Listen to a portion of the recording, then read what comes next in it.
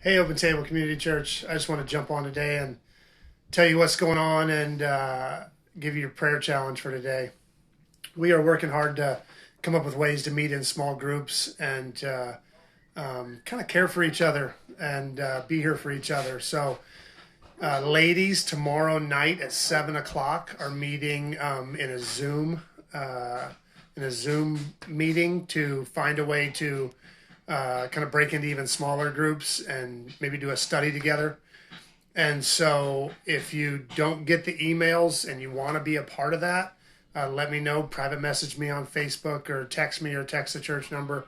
If you are an Open Table Community Church lady and you um, check the email, log into that Zoom meeting so that you can be a part of that. We're going to pair up into smaller groups and do a study together, something to stay connected.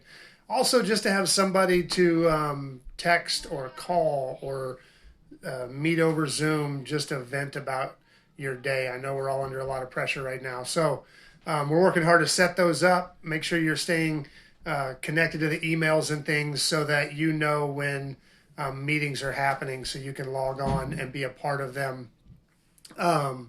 We are also going to try and get our youth together this week over Zoom. So be looking out if you've got youth, kids, students, be looking out for a Zoom invite for them. That's kind of our focus right now, is finding a way to get together in smaller groups. So if you're not getting that info currently and you want it, message me one way or another, and I will get you included in that. Today, here's our prayer challenge. Esther and I were talking late last night, and we were thinking about really mostly us, but I think it's all of us.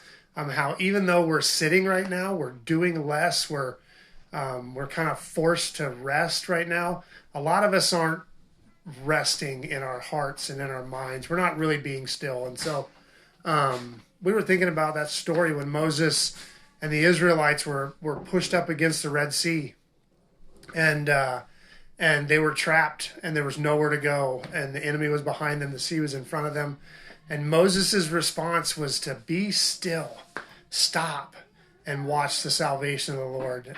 When the psalmist talked about it, he quotes God saying, "Be still and know that I am God." And so that's our prayer, because I don't know if you've ever tried to tell somebody who's panicking to calm down, but it doesn't usually work. The more you tell somebody to calm down, the more they panic. And so this isn't something we can just white knuckle. This isn't something we can just make our hearts be still. This is something we have to pray for. And so that's why it's our prayer challenge for today. Jesus says, "Come to me, all you who are weary and heavy laden, and I will give you rest." And so that's our prayer. We're just going to lock in today and pray, God, make my heart still. Help me to rest.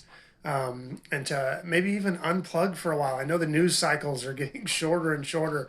Instead of 24-hour news, it's half-hour news. Now that everything changes so fast. But I think we can unplug for a couple hours, and the world won't completely change out from under us. So maybe unplug for a little bit, to give your heart a chance to be quiet. And so that's our prayer for today. Lord, make our hearts still. Help us to be still and know that you are God. So that's what we're praying today. I love you, Open Table Community Church. I miss you. I can't wait to hug you and give you high fives and handshakes.